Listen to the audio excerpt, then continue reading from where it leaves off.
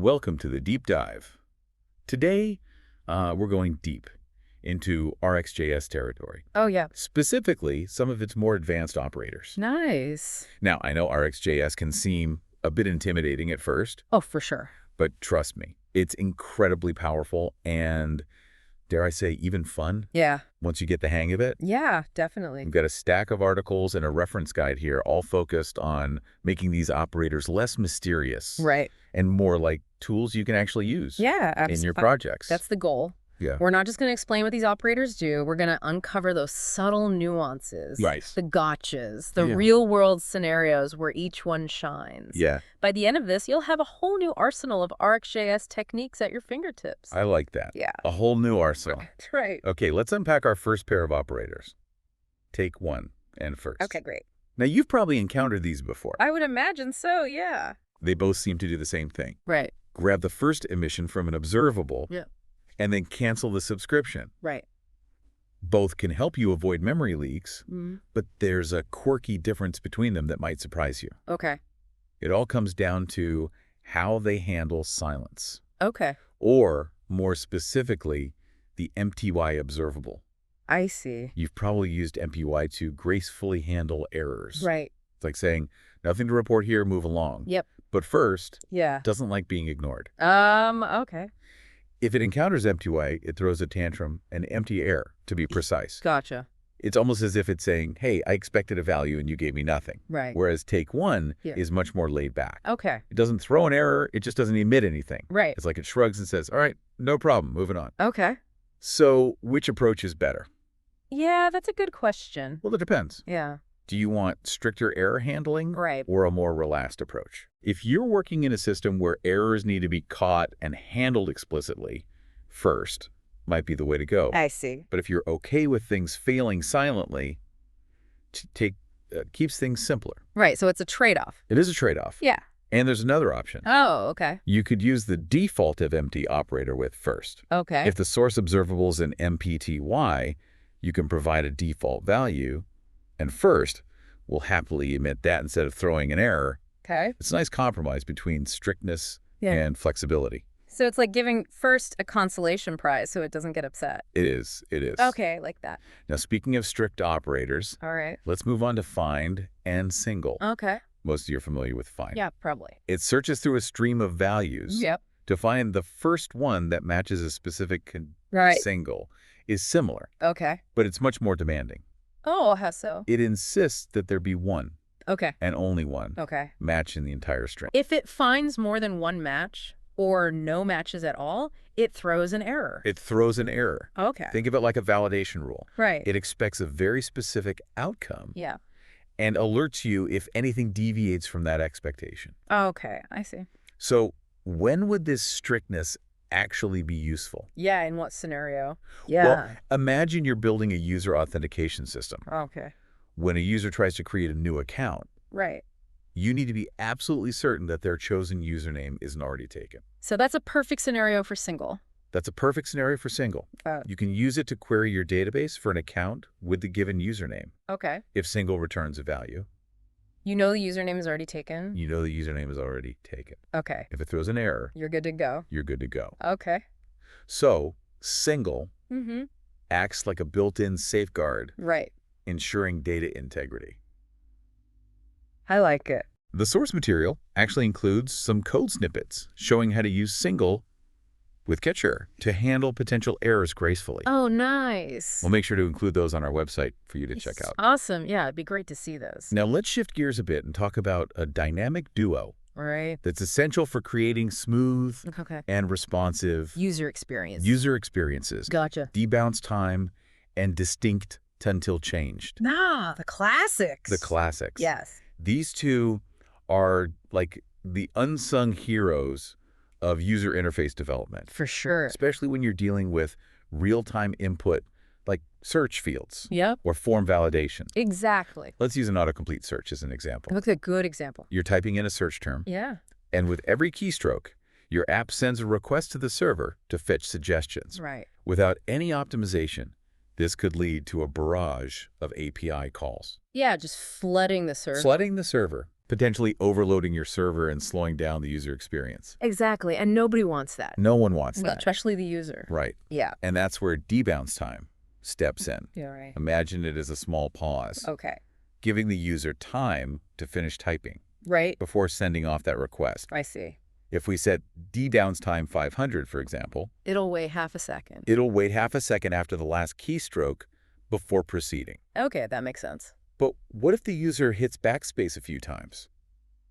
Ending up with the same search term. End up with the same search term as before. Yeah, you don't want to send that same request again. We certainly don't want to bombard the server with duplicate requests. Exactly. That's where distinct until changed joins the party. I see. It acts as a filter, Okay. only letting through search terms that are actually different from the previous one. So it's only letting through new information. New information. Gotcha. So if the user types Apple, then backspace is to Apple again. Only 2 requests are sent. Only 2 requests are sent. Okay, I see. This combo really creates a smooth and efficient search experience. Faster response times, reduced server load, and happier users all around. Yeah, everyone's happy.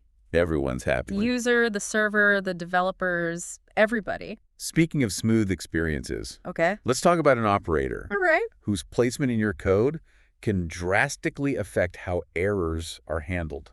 Okay. Cacher. Right. It's crucial for gracefully recovering from unexpected issues in your observables. 'Cause Absolutely. You got to handle those errors. You got to handle those errors. Yeah. And where you position Cacher in your operator chain can make a big difference. Okay. Placement matters. Placement matters. Gotcha. Let's go back to our autocomplete example. Okay. Imagine Cacher is sitting alone at the very end of our operator chain. At the very end. All right. What happens if an error occurs early on? Okay. Maybe the API request fails. Well, Catcher would kick in. Cacher would kick in. And handle the error. Right. But wouldn't the rest of the search functionality still be broken? The rest of the search functionality would still be broken. Even if the user typed in new keystrokes, nothing would happen. Even if the user typed in new keystrokes, nothing would happen. Because the observable is essentially dead? Because the observables is essentially dead. Right. The solution is to position Cacher strategically Okay. closer to the source of potential errors. Right. In our autocomplete example, we'd want to place it within the switch map that handles the API request. Okay. That way, if the API call fails, Catcher can handle the error locally. it'll handle the error locally, Right. allowing the rest of the operator chain to keep running smoothly, Keep on chugging. keep on chugging. Yeah. New keystrokes would still trigger new API calls, even if the previous one failed. Okay. I see. It's all about creating resilient observables that can handle hiccups without bringing the whole system down. Yeah. Keep things going. Keep things going gracefully. graceful. Now, what about those situations where data comes at you like a fire hose? Oh, I've seen that before. Yeah. Think real-time stock updates. Oh, yeah. Or a flood of messages in a chat app. Exactly. That's when buffer time and buffer count come in handy. Oh, yeah, to kind of manage that stream. To manage that stream, Yeah. they're like the traffic cops of RxJS, I like that analogy. helping us manage those high-frequency data streams. Right. Imagine trying to process every single data point as it arrives. Yeah. Your UI could freeze up, and your app could become unresponsive. Nobody wants that. Nobody wants that. Yeah. Instead of dealing with a constant stream of individual values, Right. these operators let us group emissions into manageable chunks. Okay. So it's like taking a fire hose and turning it into a manageable garden sprinkler. That's a good one. Could you explain how these two work? Sure. So buffer time creates a new chunk Okay. every specified time interval. Okay. Let's say you set it to 1 second. It'll gather up all the values emitted during that second and then send them out as an array. Buffer count, on the other hand, creates a new chunk Okay. when a certain number of values have arrived. Okay. If you set it to 10. It'll collect 10 values and then release them as a group. Exactly. So it just depends on what you're looking for. All right, what'd you need? Whether it's time-based or count-based. This prevents our applications from being overwhelmed by data, making everything run much smoother. Exactly. It keeps things nice and tidy. Nice and tidy. Now, before we move on to part 2, let's talk about 2 operators that help us avoid redundant work. Okay. When we have multiple subscribers listening to the same observable share and share play, All about efficiency. all about efficiency. Making sure everyone's on the same page, right? Exactly. Okay. Without these operators, each new subscription to an observable could trigger its own execution of the observable's logic. Right. Imagine a scenario where this logic involves an expensive API call. You certainly don't want to make that call repeatedly Right. for each new subscriber. So it's like having multiple people ordering the same dish at a restaurant. Okay. But the chef has to cook it from scratch each time, Oh, no. even though it's the exact same order. That's a lot of wasted effort. A lot of wasted effort. Yeah. Share steps in and acts as a waiter, Okay. taking one order and sharing the resulting dish with everyone who requested it. Ah, I see. It caches the values emitted by the observable Okay. and shares them with all active subscribers. That makes sense. That ensures the observable's logic is only executed once, Right. no matter how many subscribers there are. So much more efficient. So much more efficient. Yeah. So what about share play? So SharePlay takes this caching to the next level. Okay. It not only caches values while the observable is running. It can also replay those cached values to new subscribers even after the observable is completed. Exactly. So even if a new subscriber comes along after the initial data has been fetched, they still get access to it without triggering another API call. Yeah. That's fantastic for things like loading initial app data or sharing the results of a long-running operation. Yeah, lots of potential uses. Lots of potential uses. Yeah. But I've heard there are some things to watch out for with SharePlay, particularly with the reef count option. Oh, okay. You're right. Yeah. When reef count is set to false Okay. and you use SharePlay outside of a service, Okay. you could potentially introduce a memory leak. Ah, gotcha. The cached values might stick around in memory, Even when they're no longer needed. even when they're no longer needed. Okay. Yeah, you don't want that. So it's important to be mindful of how we use SharePlay Mm. and ensure proper cleanup to avoid those memory issues. So use it wisely. Use it wisely. Okay. All right. We've covered quite a bit in this first part of our deep dive. We have. We've explored how to handle empty observables gracefully, Right. enforce strict data validation, Right. optimize user input, manage high-frequency data streams, and prevent redundant work with shared observables. Yeah, that was a lot. And this is just the beginning. I'm ready for more. Yeah. All right, so let's take a break and we'll come back for part 2. Sounds good. Welcome back to our exploration of advanced RxJS operators. Before we jumped into part 2, we were discussing how Share and SharePlay can make observables with multiple subscribers much more efficient. Now, let's shift gears and talk about how you can build clean and predictable state management using 2 more operators, merge and scan.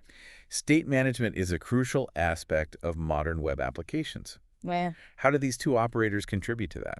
imagine you have a component with a drop-down menu. When you select a value, it triggers a request to fetch more data from an API. You need to manage the loading state, any potential errors, and the data itself, all while keeping the user interface responsive. This is where merge and scan can really shine. So we're dealing with multiple things happening at once. User interactions and API responses. How do we handle that gracefully? Merge allows you to combine multiple data streams in this case, the stream of user selections from the dropdown and the stream of API responses into a single unified stream. Think of it like merging 2 lanes of traffic into one. Okay, so we have one stream representing all the events related to our dropdown. What's next? That's where scan comes in. It acts like a reducer, similar to what you'd find in state management libraries like NGRX or Redux. It takes the current state and an action in this case, either a user selection or an API response, and then calculates the new state based on that action. So it's like a little state machine operating on our merge stream of events. Exactly. Your state might include the currently selected value, a loading indicator, any error messages, and the fetch data itself. Each action triggers the scan operator to update the state accordingly. And if you're using Angular, you can then create a read-only signal that represents the component state using to signal. This approach keeps everything neat, organized, and predictable. The component simply reacts to changes in that signal, and all the complex state management logic is neatly encapsulated within the scan operator. It's a really elegant way to handle state. Now, let's move on to an operator that helps us eliminate unnecessary noise in our observables, exhaust map. You can think of it as a more discerning cousin of switch map. Both deal with nested observables, but exhaust map has a particular way of handling things. I've heard of exhaust map. It's all about preventing runaway requests, right? Could you elaborate on that? Absolutely. Let's say you're implementing infinite scrolling. You have a directive that emits an event every time the user scrolls near the bottom of the list, triggering a request for more data. So far, so good. We want to keep those cat pictures coming. But what if the user scrolls really quickly? If we use switch map here, every scroll event could potentially cancel the previous request if it hasn't finished yet, leading to a lot of wasted API calls exhaust map. On the other hand, ignores new values from the source observable if the inner observable, in this case, the API request is still running.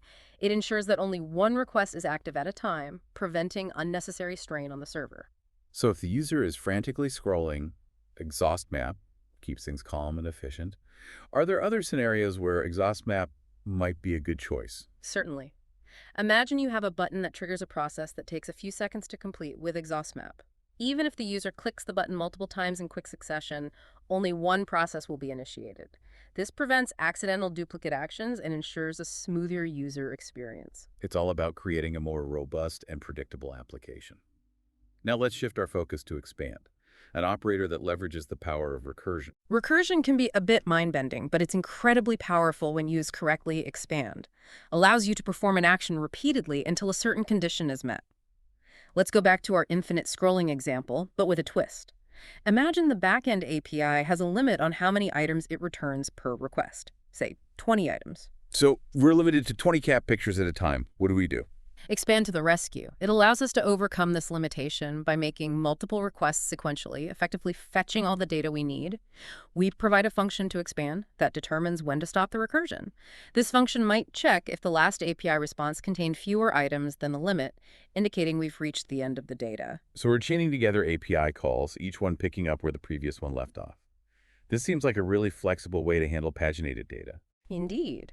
And expand can also be used for tasks like traversing tree structures or implementing complex workflows with multiple steps.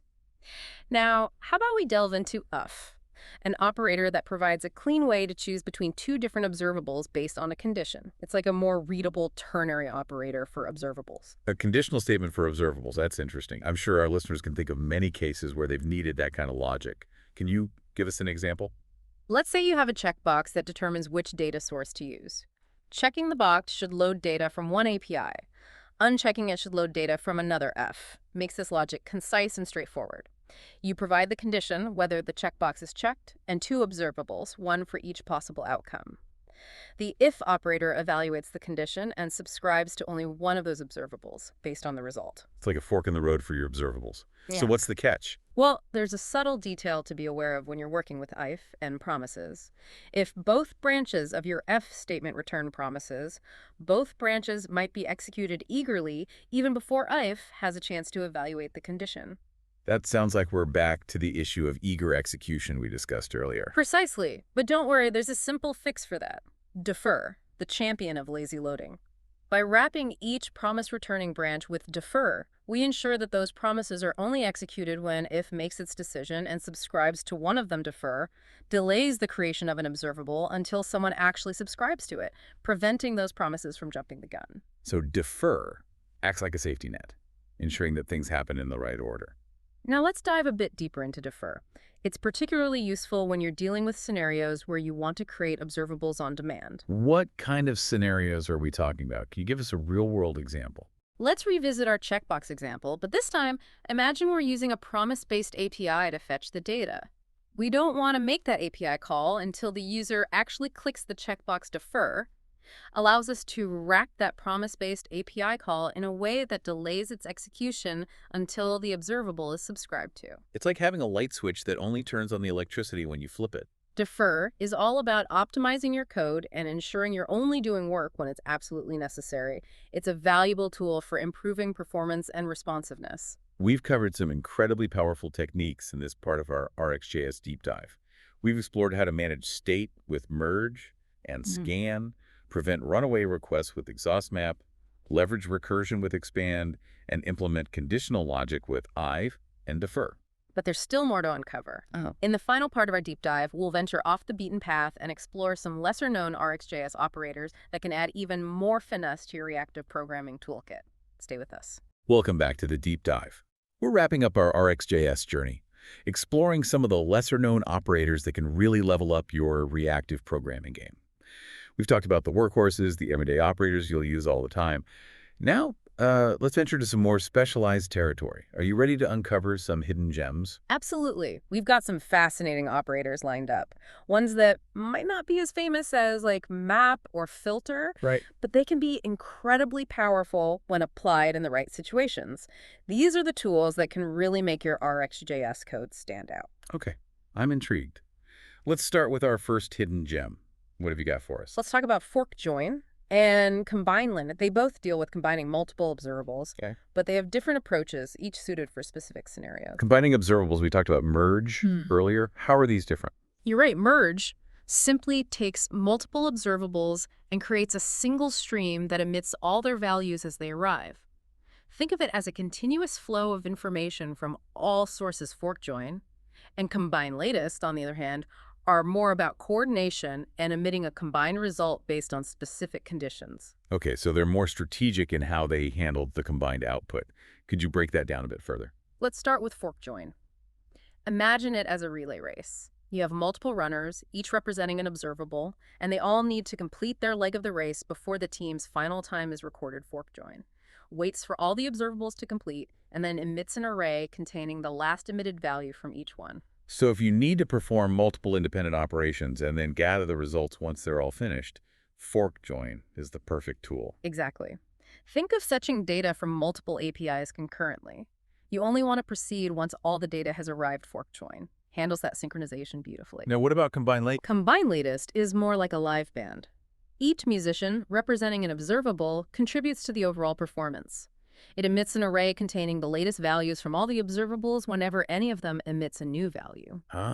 So it's constantly reacting to changes and producing a combined output based on the most recent values. That sounds perfect for situations requiring real-time updates. You got it. Imagine a dashboard displaying data from various sources. Stock prices, weather updates, social media feeds, combine latest would keep that dashboard up to date by reacting to any changes in those individual streams, ensuring the information is always fresh. It's like having a conductor who keeps the entire orchestra in sync.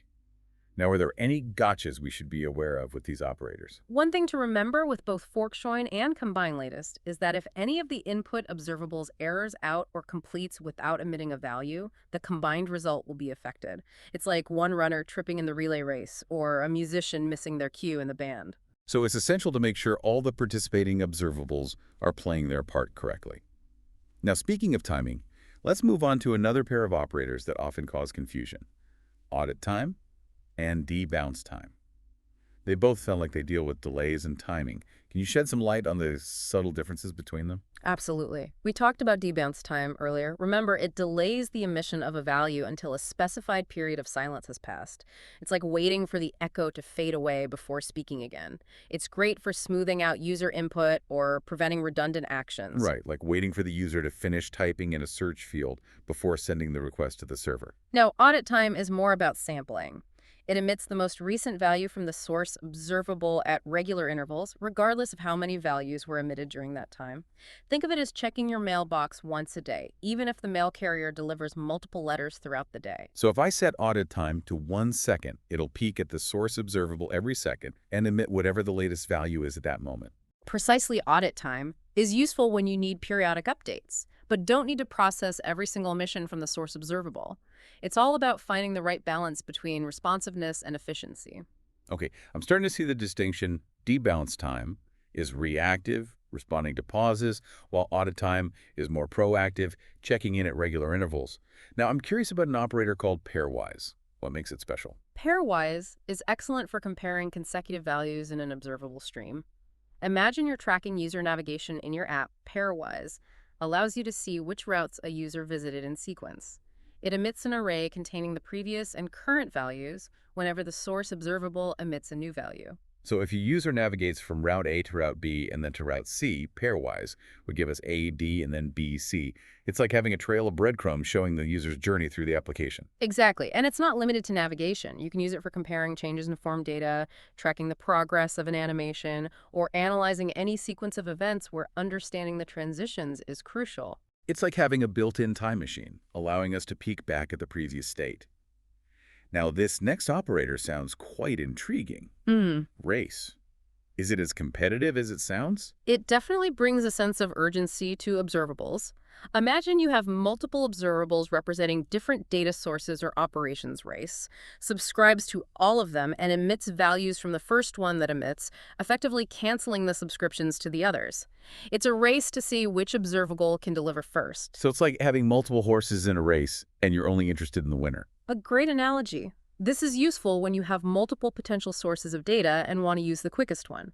For example, you could have one observable fetching data from a cache and another from an API race, would ensure you use whichever result comes back first, optimizing loading times. It also sounds useful for implementing timeouts. Yeah.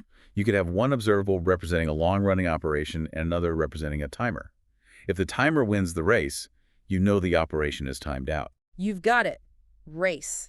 As a whole new dimension to managing asynchronous operations. And that brings us to the end of our RxJS deep dive. What an incredible journey it's been.